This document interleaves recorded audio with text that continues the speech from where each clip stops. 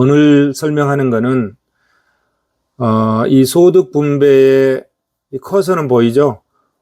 이 글씨가 안 써져서 소득 분배의 공평성 중에서 조세 부담 귀착의 부분균형 분석에 대해서 한번 심도 있게 살펴보도록 하겠습니다. 자, 그러면 채팅방에 일단 제가 내려놓을게요. 이 화면을 가리네요. 이건 내려놓고 부분균형 분석을 한번 가보겠습니다.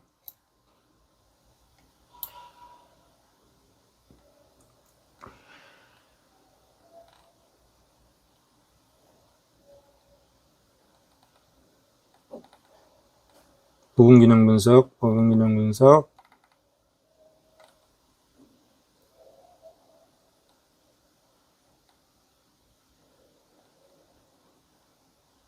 자, 부분균형 분석이죠. 네. 자, 이제 우리가 잘 알고 있다시피 조세 부담의 귀착을 분석을 할 때는 이 책에서 부분균형 분석과 일반균형 분석으로 기술이 됐습니다. 근데 여기서 부분균형 분석은 당해 시장만 보는 거예요. 당해 시장에 상품이면 상품 시장, 그 다음에 생산 요소면 생산 요소 시장, 당해 시장의 수요와 공급을 보는 겁니다. 이것이 부분균형 분석이거든요. 그럼 일반균형 분석은 당해 시장뿐만이 아니라 생산 요소 시장, 그 다음에 제2의 시장, 제3의 시장 다 연계시켜서 보는 게 이제 일반균형 분석이라고 그러죠. 그래서 부분균형 분석은 당해 시장에 한정해서 보는 거로 설명을 하고 있습니다. 그런데 이제 그 시장 경제가 생산물 시장과 생산 요소 시장으로 나눠져 있죠. 이게 그림을 그릴 수가 없으니까 굉장히 저도 답답하네요. 생산물 시장과 생산 요소 시장. 그래서 생산물 시장에서 부분균형 분석, 그 다음에 생산 요소 시장에서의 부분균형 분석, 이렇게 크게 나누어서 살펴보고요. 그 다음에 생산물 시장에서도 이게 종량 과세냐 종가 과세냐 여기에 따라서 접근하는 방법을 달리해서 한번 살펴보고, 생산 요소 시장에서는 종가 과세만 살펴봅니다. 왜냐하면 생산 요소 시장에서는 종량 과세 분석이 불가능하거든요. 그래서 종가 과세만 살펴보는 걸 하겠습니다. 이 밑에 보시면 이제 이 메모가 안 되니까 가급적 이 화면에 있는 글을 읽는 형식으로 강의를 진행하도록 하겠습니다. 귀착의 부분균형 분석. 특정한 조세 부과의 귀착을 직접 과세된 부분에 한정해서 파악한다. 이렇게 당해 시장에 대해서만 수요 공급을 파악한다, 이런 의미입니다. 생산물 시장에 대해서는 위에서 보듯이 종량 과세, 종가 과세, 그 다음에 생산 요소 시장에 대해서는 종가 과세, 이렇게 구성을 하고 있습니다. 특정한 상품에 대한 과세는 1차적으로 그 상품의 수요자와 공급자에게 영향을 미치고 2차, 3차적으로 과세되지 않는 다른 상품 시장 및 생산 요소 시장 등에도 파급적인 영향을 미치고 있습니다. 시장의 형태에 따라서는 다른 결과를 나타내는데, 또한 이윤에 대한 과세는 생산 요소 측면과 생산물 측면으로 구분해서 검토해 보고자 합니다. 뒤에 보면 내용들이 순차적으로 설명을 하고 있습니다. 자, 먼저 이 시장을 보면 여기는 지금 생산물에 대한 조세 부담의 귀착이죠. 부분균형 분석 중에 생산물 시장이죠. 생산 요소 시장이 아니라 생산물 시장이죠. 생산물 시장에서 귀착을 지금 검토한다 그러면, 왼쪽 그림을 보시면, 자, 이 쌀과 옷만 있는 지금 시장이라고 가정을 하면, 왼쪽 거는 뭐죠? 수평충에 쌀 또는 옷이 되겠죠. 그 다음에 이 수직축에는 가격이 되겠죠. 수요와 공급을 분석하는 거죠. 수평이 수요량 또는 공급량이고 수직이 가격으로 표시되기 때문에 이거는 수요 곡선과 공급 곡선을 통해서 분석하는 뭐다? 부분균형 분석이다. 이렇게 배우는 거죠. 근데 왼쪽 그림은 뭐냐면 자, 물품세를 부과했는데 누구한테 부과하는 거죠? 수요자와 공급자, 생산자와 소비자 중에 생산자한테 부과하는 겁니다. 그래서 생산자에게 직접적인 영향을 받는 공급 곡선이 위로 올라가는 거잖아요. 그리고 오른쪽을 보면은 수요 곡선의 이동을 통해서 분석을 하고 있습니다. 공급 곡선이 일정하다고 가정을 하고 수요자에게 물품세를 부과했을 때 어떤 영향을 미쳐서 누구한테 세금이 귀착되느냐 이걸 보는 거죠. 자, 그럼 왼쪽부터 살펴보도록 하겠습니다. 세금을 부과하기 전에 수요 곡선이 이렇게 돼 있죠. 그 다음에 세금을 부과하기 전에 공급 곡선이 S로 이렇게 돼 있죠. 그러면 수요 곡선과 공급 곡선이 만나는 이 점에서 시장이 균형을 형성하겠죠. 그럼 이때 가격이 얼마죠? 5,000원. 이때 가격이 5,000원. 이 균형 시장일 때 가격, 수요량이, 수급량이 Q0로 되어 있죠. 자, 이게 이제 세금을 부과하기 전 상태다. 이런 얘기예요. 여기에, 생산자에게 물품세를 부과한다. 이런 얘기죠. 생산자에게. 그러니까 공급 곡선이 위로 올라가겠죠. 공급 곡선이 위로 올라가는데 모든 구간에서 평행하게 이동했잖아요. 1,000원씩. 이거는 뭘 얘기하는 거죠? 종량세를 얘기하는 겁니다. 종량세는 수평으로 이동하잖아요. 수평으로. 이렇게 S에서 S-로 수평으로 이동하죠. 종량세를 부과하는 거예요. 네? 종량세를. 물품세를 부과하는데 종량세 형태의 물품세를 부과했다는 거죠. S 곡선이 1,000원만큼 위로 올라가는 거죠. ST 곡선이 됐잖아요. ST 곡선이. 그러면은 새로운 공급 곡선인 ST하고 그 다음에 일정하다고 가정한 수요 곡선이 접하는 새로운 균형점이 여기가 됐죠. 근데 그 가격이 지금 얼마라고 표시했습니까? 5,600원이라고 표시했습니다. 자, 5,000원의 시장 가격이었는데 지금 소비자 가격이 얼마라고요? 5,600원 있잖아요. 5,600원. 그러면 소비자 가격이 5,600이면 이 밑으로 이렇게 쭉 내리면은 원래 공급 곡선에 맞닿은 이 부분, 이 폭이 얼마죠? 1,000원이잖아요. 1,000원. 예? 종량세를 1,000원 부과했으니까 1,000원 부과했으니까 그래서 1,000원만큼 밑으로 끌어내리면 5,600원에서 1,000원을 빼면 얼마죠? 4,600원이 되는 거죠. 그죠? 4,600원이 되잖아요. 그래서 자, 위에 나타난 수요 곡선상에 접한 이 부분, 예? 이 부분, 수요 곡선과 새로운 공급 곡선이 접한 이 부분, 이게 5,600원이잖아요. 이걸 뭐냐면 수요 곡선에 접해 있죠. 예? 소비자가 부담하는 가격이다. 이런 소비자가 부담하는 가격. 그러면 생산자가 부담하는 가격은 어디냐? 자, 1,000원만큼 밑으로 내려오면은 당초의 공급 곡선 있잖아요. 당초의 공급 곡선하고 접한 이 점. 이 점에 4,600원이죠. 이거는 무슨 가격이죠? 이 4,600원은 생산자가 부담하는 가격입니다. 생산자가. 소비자가 부담하는 가격은 5,600원. 생산자가 부담하는 가격은 4,600원. 그러면 그 갭인 차이 1,000원은 누구 거죠? 세금으로서 국가가 가져가는 거죠. 그죠?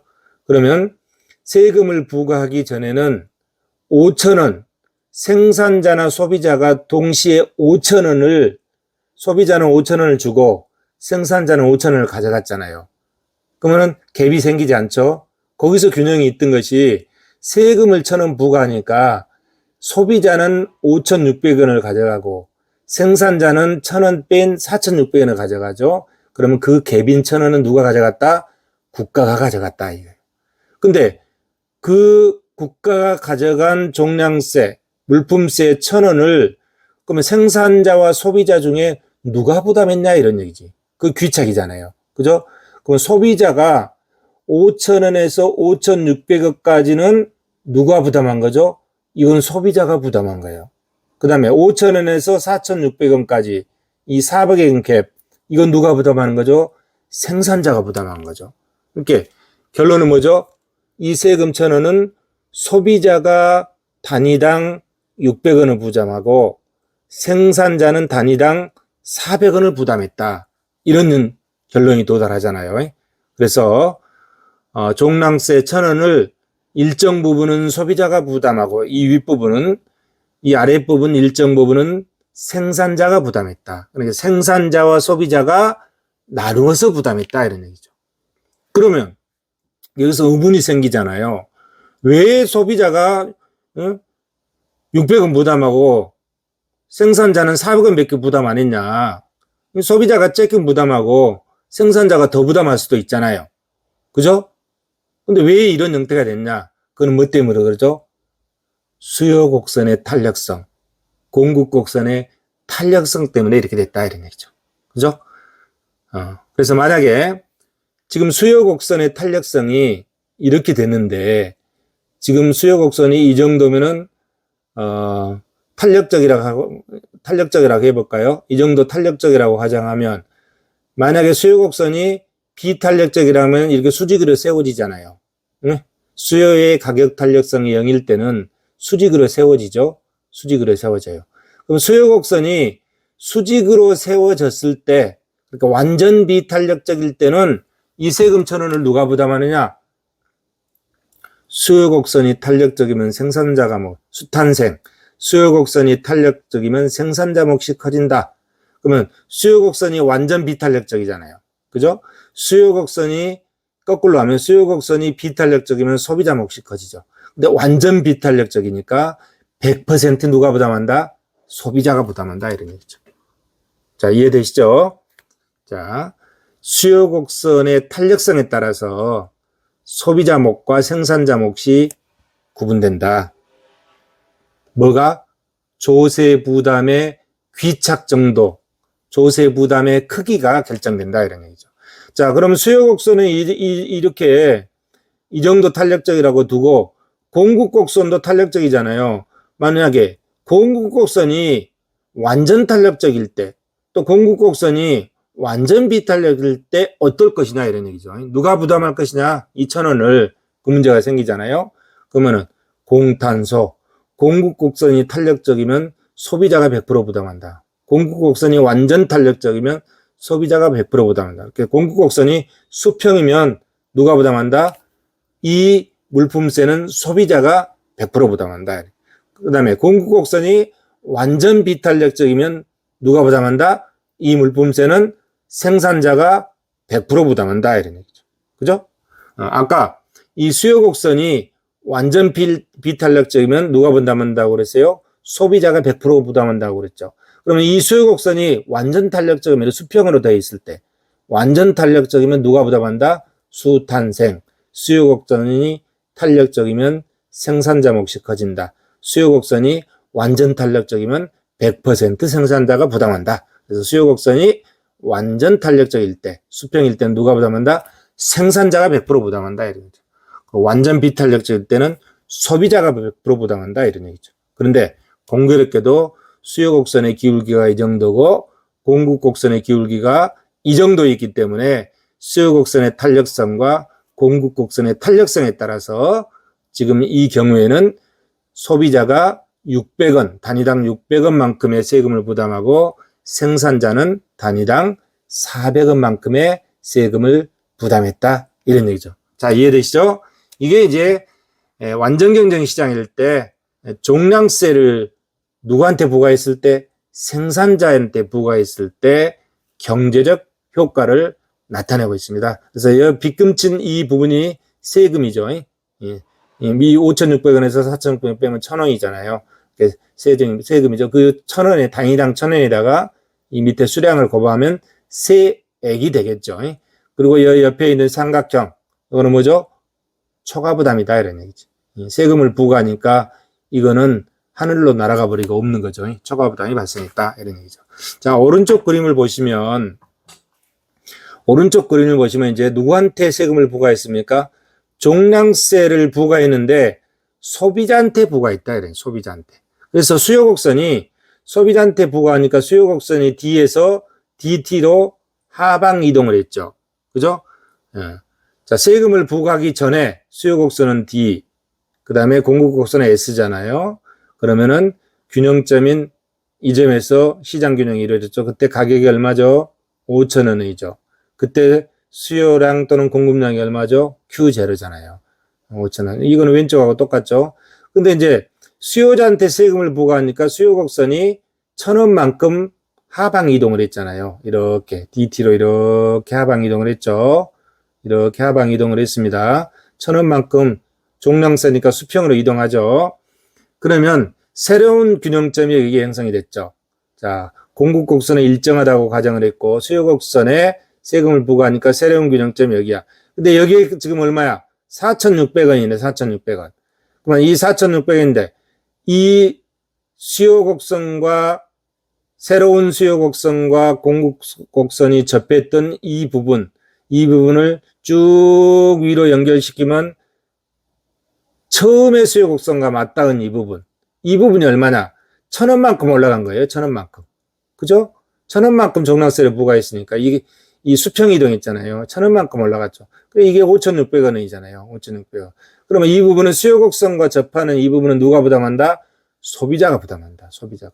그래서 5,000원과 5,600원 차이 600원만큼은 소비자가 부담하고 5,000원과 4,600원만큼의 차이 이 400원은 누가 부담한다? 생산자가 부담한다. 그러면 여러분들 왼쪽 그림하고 오른쪽 그림하고 똑같잖아요. 이 면적하고 왼쪽에 생산자한테 부과했을 때 세액 이 사각형하고 오른쪽에 소비자한테 부과했을 때 사각형하고 똑같아요. 그러면 세금을 종량세인 경우에 물품세를 생산자한테 부과나 소비자한테 부과나 경제적 효과는 동일하다 이런 거죠. 그런데 뭐가 틀리죠? 법적 효과는 틀립니다. 경제적 효과는 동일하다. 왼쪽에 600원만큼은 소비자에게 부과하고 400원만큼은 생산자에게 부과했죠. 오른쪽에 마찬가지로 600원만큼은 소비자에게 부과하고 400원만큼은 생산자에게 부과했다. 여기 오른쪽 소비자에게 부과할 때도 마찬가지로 그럼 왜 이런 현상이 생겼냐? 탄력성 때문에 그렇다. 수요 곡선의 탄력성이 이만큼이고 공급 곡선의 탄력성이 이만큼이기 때문에 이 탄력성 때문에 개선했다. 만약에 이 수요 곡선이 완전 탄력적이라면 수평이 되잖아요. 이렇게 수평이 되죠. 완전 탄력적이라면 생산자가 100% 부담하는 거죠. 그죠? 수요 곡선이 완전 탄력적이면 생산자가 100% 부담하고 만약에 수요 곡선이 완전 비탄력적이다. 그러면 수직이잖아요. 이렇게 수요 곡선이 완전 비탄력적이면 100% 소비자가 부담한다. 공급 곡선도 마찬가지죠. 공탄소. 공급 곡선이 탄력적이면 이 공급 곡선이 수평이면 소비자가 100% 부담하고 공급 곡선이 수직이면 완전 비탄력적이니까 생산자가 100% 부담한다. 그런데 이번 그림은 기울기가 수요 곡선 이만큼, 공급 곡선 이만큼 되어 있기 때문에 수요의 탄력성과 공급의 탄력성을 반영해서 소비자가 600원, 생산자가 400원 조세를 부담하는 귀착이 이루어진 겁니다. 자, 이제 이해되시죠? 이것이 이제 완전 경쟁 시장의 종량세 부과입니다. 생산자 측면에 부과한 경우 왼쪽은 오른쪽은 소비자 측면에 부과한 겁니다. 자, 여기까지 이해되시죠? 이 빨간 선은 뒤에서 다시 설명하도록 하겠습니다. 종량세를 우리가 설명하는 겁니다. 종량세를. 자, 이건 참고하시고요. 자, 이번에 종가세입니다. 종가세. 자, 종가세. 자, 그럼 완전 경쟁 시장에서 종가세를 부과를 하면 생산물 시장이잖아요. 완전 경쟁 시장에 생산물 시장에 종가세를 부과하면 어떤 귀착의 효과가 나타날까? 이것을 보는 겁니다. 자, 오른쪽 그림을 보시면 자, 이 빨간 선이 있잖아요. 이게 종가세 선입니다. 앞에 여기 이 그림을 보시면 이 빨간 선하고 이거하고 똑같습니다. 이건 지금 종량세이기 때문에 수요 곡선 D가 이 검정색 DT로 옮겨갔잖아요. 수평 이동하니까 종량세는 수평 이동하잖아요. 그래서 종량세를 설명하고 있는 건데 여기에 종가세도 지금 같이 설명하기 위해서 이 빨간 선이 그려진 겁니다. 그런데 이것을 따로 띄어서 이렇게 보는 겁니다. 그러면 자 이번에 자 수요 곡선이 D로 있고 공급 곡선이 S로 이렇게 있죠. 그럼 여기서 균형이 이루어졌잖아요. 이 가격이 아까 얼마라고 그랬습니까? 이 가격이 5,000원, 5,000원이라고 그랬잖아요. 그런데 자 여기에 이제 종가세를 부과하는 거예요. 종량세는 리터, 평방미터, 메타 이렇게 양이나 크기에 대해서 부과를 하니까 수평 이동을 했는데 지금 이거는 뭘 부과하는 거죠? 가격에 대해서 부과하잖아요. 가격에 대해서 부과하다 보니까 지금 수평 이동이 안 됐죠. 기울기가 바뀌었잖아요. 당초의 수요곡선은 D만큼 이렇게 됐는데 이 검정색인데 여기다가 종가세를 부과하니까 기울기가 더 완만하게 되는 거죠. 그죠? 기울기가 더 완만하게. 왜 이렇게 기울기가 수평으로 가지 않고 더 완만하게 됐느냐? 그 이유를 알아야 되잖아요. 그 이유를. 자, 종가세는 가격에다가 일정 비율만큼 세금을 매기는 거잖아요. 예를 들어서 1,000원이면 1,000원에 10%. 자, 종가세를 10% 부과하겠다. 그러면은 1,000원짜리 물건에 대해서는 10%가 얼마예요? 10원 부과하는 거죠. 그죠? 10,000원짜리 물건에 대해서는 10%가 얼마예요? 1,000원이죠, 1,000원. 1,000원짜리 10%면 100원이지만 10,000원짜리 10%는 얼마야? 1,000원이잖아요. 그렇기 때문에 기울기가 이렇게 달라진다 이런 얘기예요. 응? 그 밑에 이렇게 써놨잖아요. 과세로 인한 수요곡선의 이동이 종량세처럼 세금 액수만큼 수직으로 이동하는 것이 아니라 수평 이동이 아니라 이 말이죠. 가격이 높을수록 일정 비율의 절대값이 증가한다. 10,000원에 대해서 10% 세금을 부과하면 1,000원이다 이거야. 절대값이 크잖아요. 1,000원에 대해서 10% 부과하면 100원이다. 절대값이 적잖아요. 그래서 이 절대값의 차이 때문에 기울기가 이렇게 변한다 이런 얘기. 이해되시죠? 네. 그래서 가격이 높을수록 일정 비율의 절대값이 증가하게 되므로 수요 곡선의 이동이 평행으로 이동하지 않는다. 이 차이점이 있다 이런 얘기죠. 그죠? 그래서 종량세는 수요 곡선이 평행 이동하는데 종가세는 평행 이동하지 않고 반시계 방향으로 기울기가 기울어져서 이동했다 이런 얘기죠. 네. 자, 종가세 수요 곡선의 종가세라는 세금을 매겼을 때 수요 곡선의 특징 우리가 이제 살펴봤죠. 그러면 아까처럼 자, 이 윗부분은 누가 부담하죠? 소비자가 부담한다. 이 아랫부분은 누가 부담하죠? 생산자가 부담한다 이런 얘기죠. 경제적 효과. 윗부분은 소비자한테 귀척되고 밑에 부분은 생산자한테 귀착된다. 그래서 일부는 소비자에게 전가되고 일부는 생산자에게 전가된다. 그렇죠? 아까처럼 이 부분으로 한다면 600원은 누구한테? 소비자한테 귀착되고 400원은 생산자한테 귀착된다. 이런 얘기죠. 자, 이제 완벽하게 이해되셨죠? 자, 그러면 또 이제 다음 넘어갑니다. 자, 아까는 지금 뭐에 대해서 봤죠? 완전 경쟁 시장에 대해서 봤잖아요. 완전 경쟁. 이번엔 독점 시장에서 보자. 독점 시장. 독점 시장에 종량세를 부과했을 때 어떤 효과가 나타나는지를 한번 살펴보도록 하겠습니다. 자, 독점 시장에서는 이윤극대화 조건이 뭐죠? MR=MC잖아요. MR=MC죠. 여기 나와 있죠. MR=MC. 이윤 극대화를 추구하는 독점 기업의 이윤 극대화 조건은 MR=MC다. 이 MR은 뭐요? 한계 수입이죠. 그 다음에 MC는 한계 비용이잖아요. 자, 그러면 위에 그림에서 보면 자, 수요 곡선이 이렇게 있어요. 독점 기업의 수요 곡선입니다. 수요 곡선이 D로 이렇게 있습니다. 그러면 수요 곡선이 이렇게 되어 있으면 한계 수익 곡선은 MR이죠. 수요 곡선은 D, 디맨드. 한계 수익 곡선은 마지널 레버뉴, MR 이렇게 되어 있잖아요. 그러면 한계 수익 곡선은 어떻게 그립니까?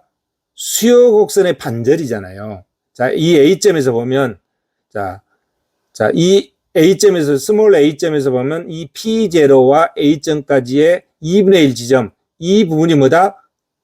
한계 수익 곡선이다.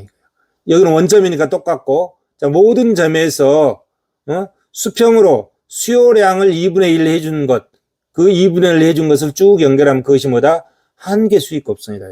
자, 한계 수익 곡선을 알겠죠? MR 이꼴 MC에서 이게 MR이다. 이런 얘기예요. 그러면 한계 비용은 어떻게 산정하느냐? 자, 평균 비용 곡선이 이렇게, 평균 비용 곡선이 이렇게 내려갔다가 이렇게 올라가잖아요. 이게 평균 비용 곡선이죠. 그러면 한계 비용 곡선은 어떻습니까? 평균 비용 곡선의 왼쪽에서 한계 비용 곡선의 최저점을 통과해서 우측으로 이렇게 올라간 점. 이게 한계 비용 곡선이다. 그죠? 그래서, 자, 세금을 부과하기 전에 균형 조건은 MR 이꼴 MC니까 MR 이꼴 MC인 점이 어디죠? 이 점이죠, 이 점. 이 점이 MR 이꼴 MC잖아요.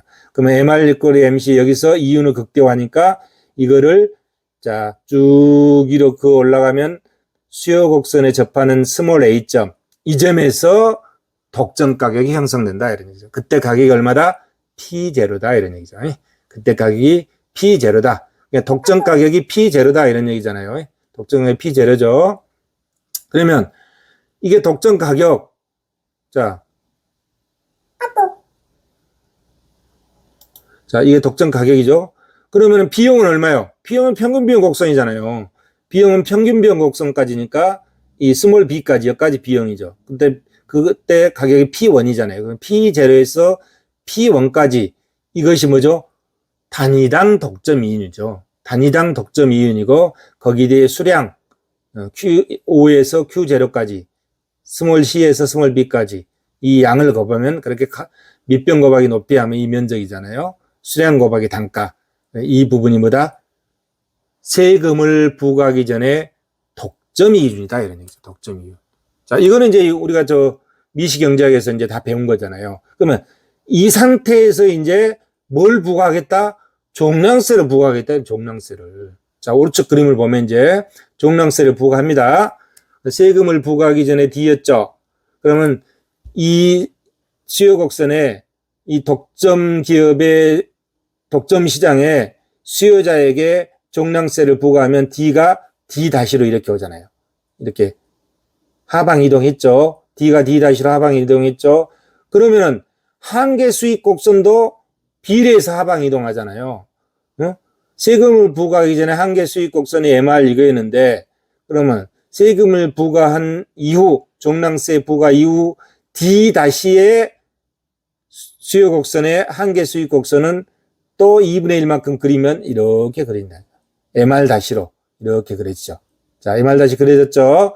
그러면은 독점 기업의 이윤 극대화 조건 MR 이꼴 MC니까 이 점에서 기업이 이윤 극대화를 한다 이런 얘기죠. 이 점을 또 쭉 위로 올리면 그죠? P2까지 가잖아요. P2까지. 그죠? P2까지. 그러면 P2가 뭐다? 종량세 부과 이후 독점 가격이다 이게. P2가 독점 가격이죠. P2가 독점 가격이고 이것이 어디하고 접해야죠? 평균 비용하고 접한 이 점이죠. 그래서 이 부분이 독점 이윤이다 이런 얘기죠. 이 부분이 독점 이윤이 되죠. 이 부분이 세금 부과 이후에 독점 이윤이 되겠죠. 자, 어디죠? 자, 독점 이윤은 새로운 수요 곡선까지죠. F까지죠. 그렇게 G, F, I, H 이것이 독점 이윤이죠. 이게 독점이에요. 이게 독점이에요. 이게 독점이에요. 그러면 자, 독점 기업이 가져간 이윤이 이만큼이고 그러면 이 MR 이꼴 MC에서 끝까지 쭉 올리면 당초의 수요 곡선에 접한 점이 P2잖아요. 이게 독점 가격이라고 그랬죠. 이 P2 이 부분에서 그 다음에 새로운 수요 곡선에 접하는 F까지 이게 얼마죠? P1이잖아요. 그래서 P2에서 P1까지 이 높이죠. 단위당 가격이. 그 다음에 수량으로 하면 IF 이게 수량이죠. 그래서 P2에서 P1까지 이것이 뭐다? 세금이다. 이게 세금. P2에서 P1까지가 세금이다. 그런데 이 세금을 누가 부담하느냐? 당초에 독점가격이 P0였잖아요. 이 P0죠. 이 P0가 이만큼이죠. P0에서 P2까지 이 윗부분은 누가 부담한다? 소비자가 부담한다. 독점기업의 소비자가 부담한다. 그 다음에 이 P0에서 P1까지 이 아랫부분의 사각형만큼의 세금은 누가 부담한다? 독점기업이 부담한다. 이런 얘기죠. 그죠? 독점기업이. 그래서 세금을 P2에서 P1, F, 이 면적이 세금이고, 세금을 뗀 나머지 독점기업의 이유는 I, F, G, H. 이렇게 되죠. 이게 독점기업의 이윤이다. 네, 이해되시죠? 네, 그래서, 자, 귀착을 보는 거잖아요. 귀착. 자, 독점기업의 종량세를 부과했을 때, 누구에게 조세 부담이 귀착되느냐? P2에서 P0까지는 소비자에게 귀착되고, P0에서 P1까지는 독점기업에 귀착된다. 그럼 여기서 보면 면적이 더, 독점기업이 부담하는 면적이 더 크고, 소비자가 면적이 더 적잖아요. 직관적으로 봤을 때. 그럼 왜 그러냐? 이거 탄력성 때문에 그런다. 수요 곡선이 이만큼 탄력성을 갖고 있기 때문에 이런 현상이 생긴 거예요. 수요 곡선이. 만약에 이 수요 곡선이 완전 탄력적이었든지 완전 비탄력적이면 어떻게 된다? 앞에서 살펴봤던 수탄생 공탄소로 문제를 풀면 된다. 이런 얘기죠. 자, 그래서 이번에 독점 시장의 종량 과세에 대해서 살펴봤습니다. 자, 이번에는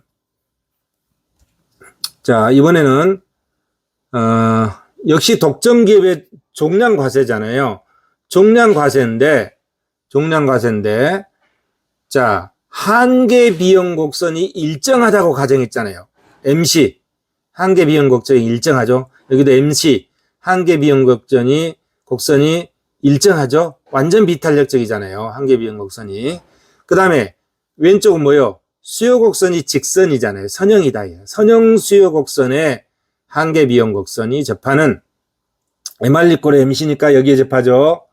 자, 왼쪽에 선형 수요 곡선에 이 선형 수요 곡선이 X0 이렇게 돼 있죠. 선형 수요 곡선에 종량세를 부과했다. 이거 종량세를 선형 수요 곡선에 종량세를 부과.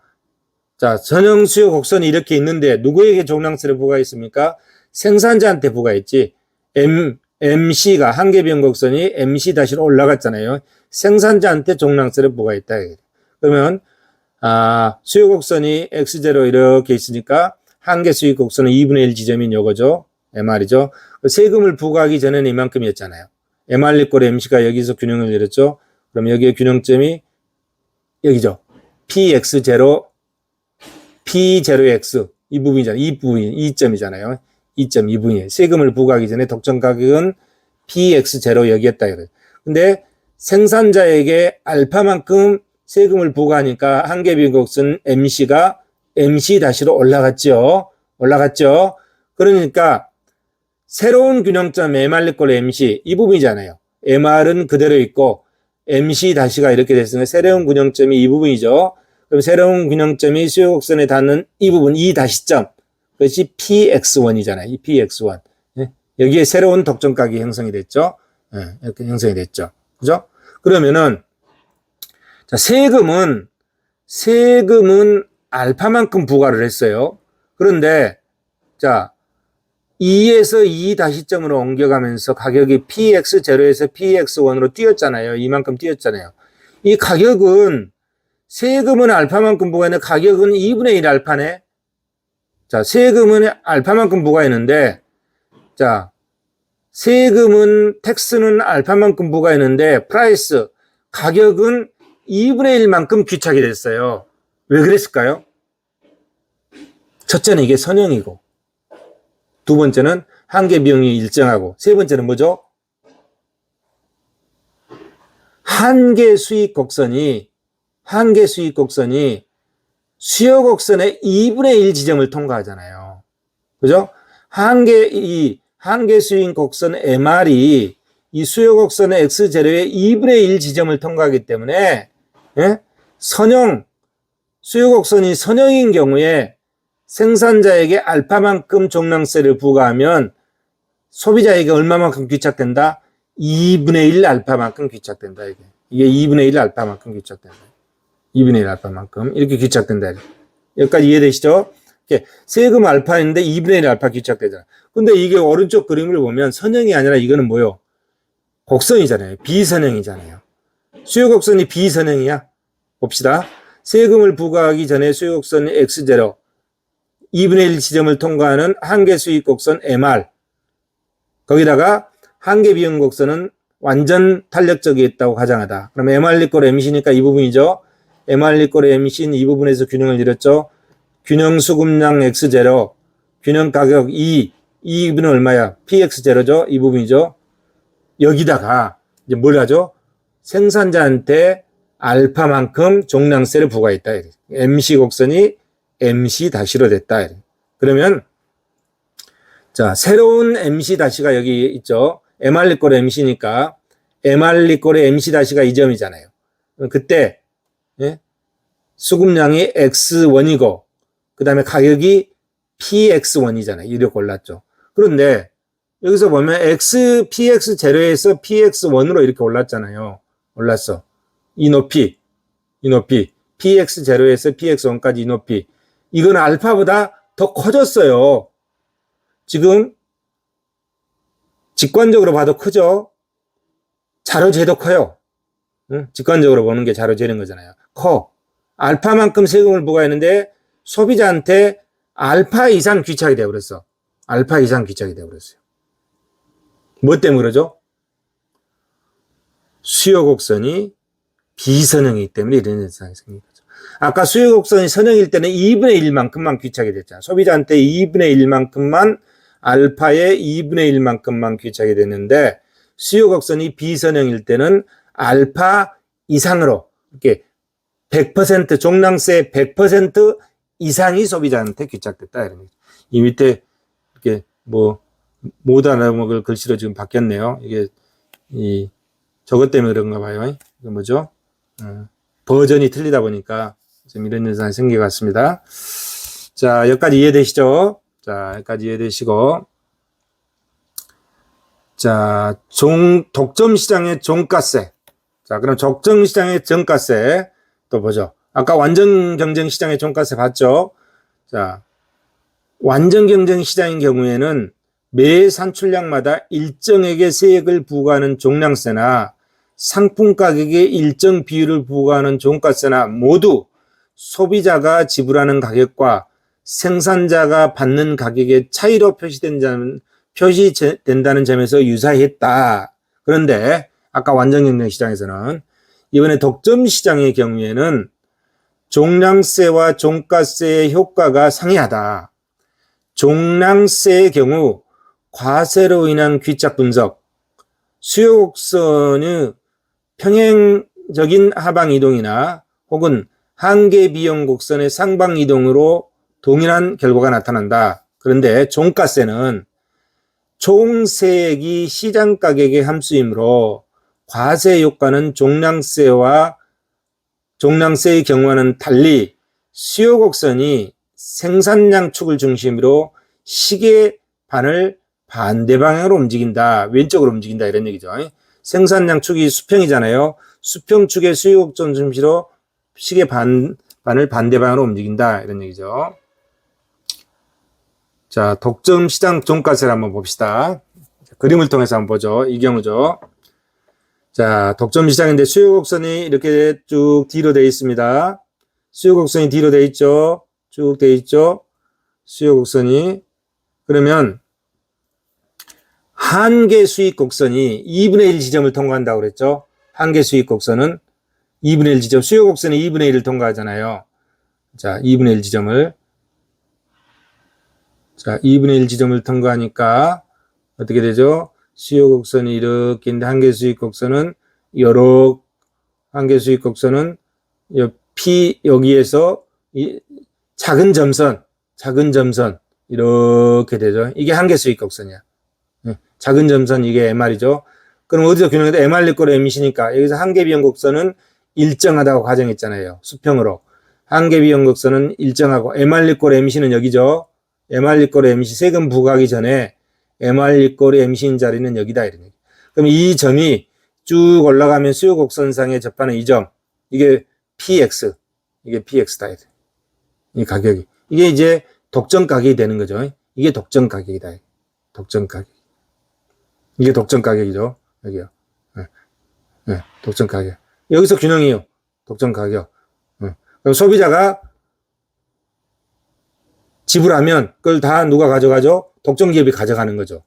PX가 독점 가격이니까. 근데 지금 수요자한테 세금을 부과하는 거야. 뭔 세금을 부과하죠? 종가세를 부과. 종가세를 부과하면 원래 수요 곡선 D고 D가 얇은 검정색이죠. 근데 D 다시로 두꺼운 검정색 이렇게 변하는 거야. 네? 이렇게 변해. 종가세를 부과하면 수요 곡선이 시계 반을 반대 방향으로 이렇게 간다 이런 거야. 시계 반을 반대 방향으로 이렇게 갔죠. 그럼 종가세가 두꺼운 검정색이 이렇게 가잖아. 그럼 여기에 이 새로운 수요 곡선에 한계 수익 곡선이 다시 만들어지잖아요. 그게 두꺼운 점선 이렇게 이게죠. 이게 한계 수익 곡선이에요. 그러면 MR 꼴 MC에서 독점 기업이 이윤을 극대화하니까 MR 꼴 MC는 이 점이잖아요. 이 점. 그죠? 이 점이죠.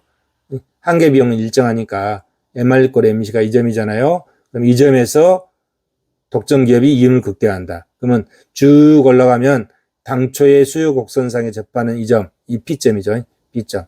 이 P점. 그럼 이 P에서 자, 독점 기업의 독점 이윤은 어떻게 바뀌었습니까?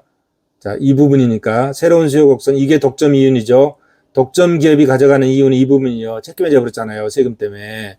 예? 독점 기업의 이윤이 줄어들었어. 종량세를 부과 이만큼 줄어들었어. 보이죠? 이만큼이야. 그러면 윗부분의 이 사각형 이만큼 이게 뭐죠? 이게 종량세야. 종량세인데 예, 당초의 독점 가격인 PX0 윗부분 이 부분은 누가 부담하죠? 소비자가 부담한다. 이 아랫부분 이 PX에서 이 밑에 부분 PX에서 P1-T까지 이 밑에 부분 이 밑에 사각형은 누가 부담해줘? 독점 기업이 부담한다. 그죠? 자, 이해되시죠? 독점 기업의 종가세를 이 그림이 좀 복잡한 것처럼 보여도 자, 세금을 부과하기 전과 세금을 부과한 이유를 동시에 그려놨기 때문에 복잡한 거예요. 복잡하게 보여요. 근데 우리 여러분들이 그림을 보실 때는 세금을 부과하기 전에 균형점 MR 꼴의 MC점이 어디냐, 그 다음에 세금을 부과하고 난 이후에 예? MR 꼴의 MC점이 어디냐, MR 꼴의 MC점이 어디냐, 이걸 찾아보면 되는 거죠. 자, 이렇게 됩니다. 자, 그래서 밑에 한번 보면 동일한 세수를 얻기 위해서 종가세와 종량세 중 택일한다면 종가세가 보다 많은 산출량을 보장한다. 동일한 세수를 얻기 위해서 종가세와 종량세 중 택일한다면 동일한 세수를 얻기 위해서 종가세가 보다 높은 산출량을 부담한다. 자, 종가세 산출량을 어디서 했겠죠? 산출량 OX0에서 OQX에서 OQ1으로 바뀌었잖아요. 자, 그러니까 이만큼 줄어들었죠. 이게 이제 종가세의 산출량 감소분이 되겠죠. 산출량 감소. 종량세 한번 바꿔야 앞부분에서 종량세 산출량 감소분. 이 앞뒤 그림을 크기를 달리 그려놨기 때문에 직관적으로 비교하기는 좀 어렵네요. 자, 일단 독점 시장의 종가세 귀착까지 봤습니다. 자, 그러면 독점적 경쟁, 이제 불안정 경쟁 시장에도 독점 시장이 있고 독점적 경쟁 시장이 있고 그 다음에 과점 시장이 있잖아요. 그럼 독점적 경쟁 시장과 과점 시장의 조세 부담의 귀착은 누구에게 낙착이 되는지 그 부분이 이제 뒤에 나와 있습니다. 이 부분은 다음 시간에 하도록 하겠습니다. 다음 시간은 아까 말씀드렸듯이 2교시, 3교시는 여러분들이 자습을 하시고 PPT는 지난주에 올려놨습니다. 자습을 하시고 다음 주 수요일 날 학교 강의실에서 강의를 하도록 하겠습니다. 한 가지 이제 양해의 말씀을 드릴 거는 일단 요거를 중지하고 저쪽으로 가죠. 중지하고 이쪽으로 와서 채팅방을 다시 열고요. 한 가지 이제 양해 말씀드릴 것은, 잠시 후에 이제 제가 10시에 우리 감독기관인 국토부에서 감사를 와서 감사를 받아야 되기 때문에 제가 또 수감자 입장에서 잘 대기를 해야 될 것 같아서 어쩔 수 없이 강의 시간에 좀 혼동을 드릴 수밖에 되었습니다. 여러분들 사회 나가면 이런 경우가 있을 거예요. 그래서 너그러이 이해를 해 주시고, 채팅방에 나갈 때 학번과 이름을 다시 한번 적어 주시기 바랍니다. 여러분 수고 많으셨습니다. 다음 주에 강의실에서 뵙도록 하겠습니다. 감사합니다.